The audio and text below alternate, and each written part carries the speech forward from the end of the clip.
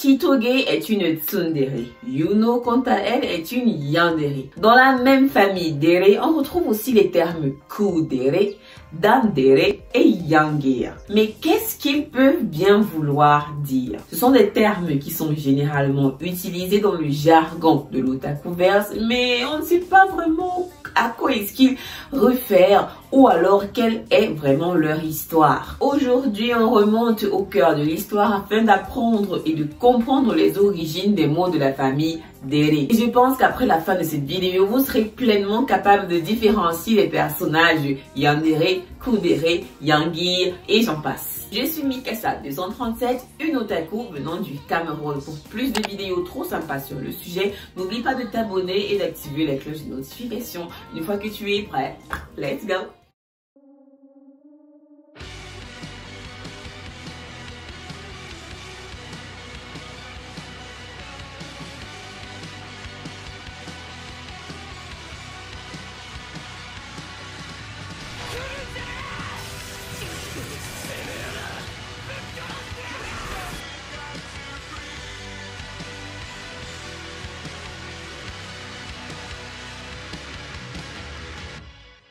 On commence avec le terme qui selon moi est le plus célèbre, yandere. Le terme yandere au Japon est divisé en deux parties. La première partie est yanderu qui signifie malade et la deuxième partie est deredere qui signifie en quelque sorte passionné d'amour.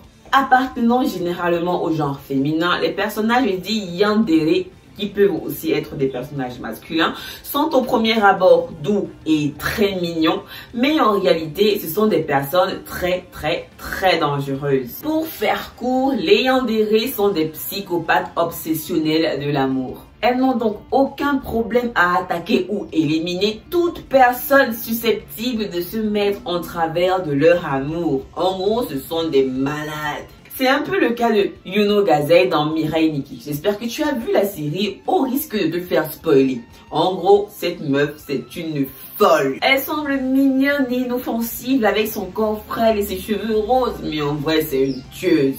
Le terme trouve son origine et est utilisé principalement dans les mangas depuis 1990. Mais ce n'est que dans les années 2000 qu'il va vraiment prendre de l'ampleur, que ce soit au Japon, en Amérique. Et c'est vers les années 2014 qu'on a beaucoup ça ici, en Afrique principalement, au Cameroun. Le second mot étroitement lié au mot yandere est yangir. Tout comme yandere, la signification de yangir peut être divisée en deux parties.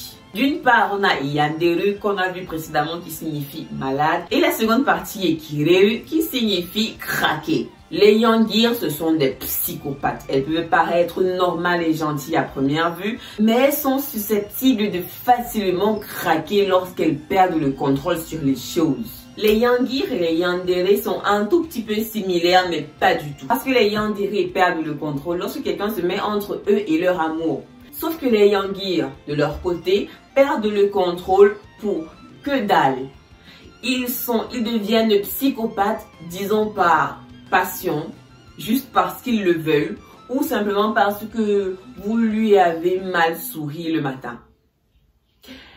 Ouais, ce sont des fous, encore plus fous que les fous de d'habitude. Les yangir sont 1 million de fois plus dangereux et chaotiques que les yandere. Ces personnes n'ont aucun mal à cacher leur personnalité pour se jouer des autres et ainsi montrer leur vrai visage au moment opportun. Ce sont des manipulateurs, mais de génie. Dans ce cas précis, on a comme exemple mon personnage masculin préféré de tous les temps et pour toujours, pour toute ma vie, Light Yagami.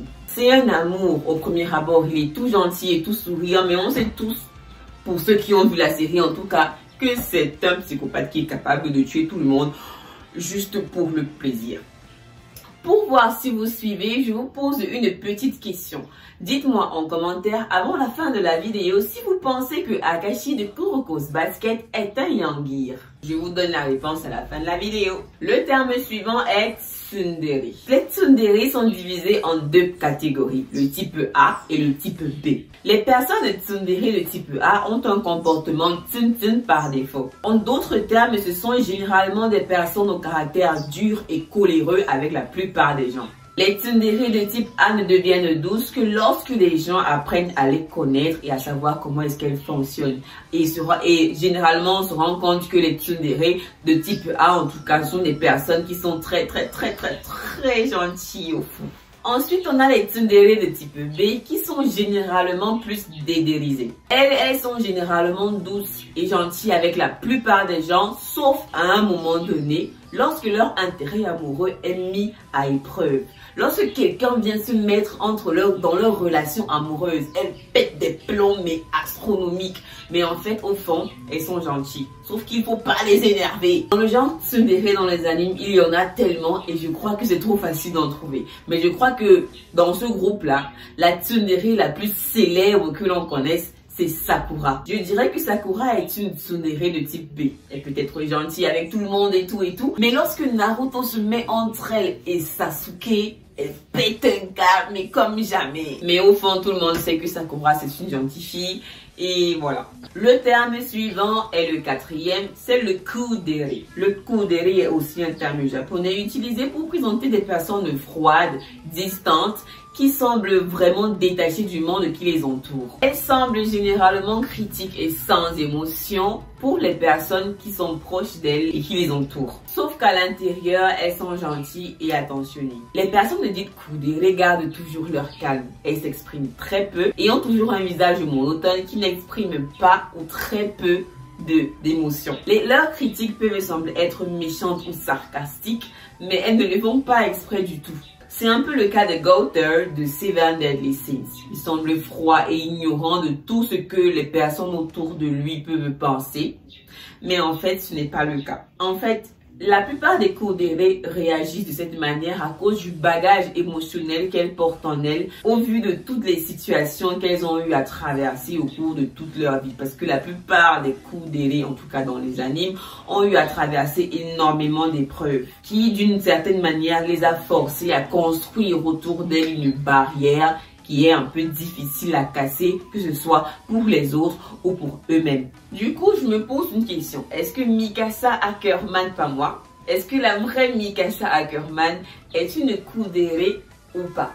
J'attends vos réponses en commentaire. Et on finit ce petit cours avec le terme qui caractérise certainement le plus de personnages dans les séries animes, les dandere. Une personne est dite dandere lorsqu'elle est timide, timorée et asociale. Les dandere ont extrêmement peur de parler, de se confronter à la foule ou même aux simples personnes, de peur que cet acte ne leur apporte de la foudre ou bien des problèmes. Elles ne veulent pas de problème. Les personnages dits dandere sont généralement calmes et silencieux au point où parfois ils semblent mépriser les autres, les personnes qui les entourent. Cependant, lorsqu'on apprend à les connaître, ils deviennent soudainement très bavards, très gentils et très intéressants. C'est le cas de Komi dans la série Komi Can't Communicate, comme le dit son nom. Dans ce cas-là, elle est tellement timide que ça tire presque à une maladie. Pour faire le récapitulatif, les yandere sont des fous maladifs qui sont obsédés par l'amour. Les yangir sont des fous maladifs tout court. Tsundere, ce sont des fous gentils au fond. Kudere, ce sont des personnes qui paraissent méchantes et sur les bords folles. Et les dandere, les timides maladifs. Ouais, tu l'auras remarqué, en gros, ils sont tous fous ou malades. Et toi, est-ce que je te retrouve dans l'une de ces catégories? Personnellement, je me retrouve totalement dans la catégorie A de tsundere. Parce que je peux être vraiment... Mais en fait, tout le monde sait que je suis trop gentille. Pas intérêt à dire que je suis gentille en commentaire. Allez, c'est tout pour aujourd'hui. J'espère que vous aurez appris des trucs. Pour répondre aux questions que j'ai posées précédemment, oui, Akashi est un yangir et oui, Mikasa Ackerman est une kudere. Suivez-moi sur les réseaux pour vous tenir informé sur l'actualité de l'univers anime. On se retrouve très bientôt, bande de gens. D'ici là, portez-vous bien. Bye.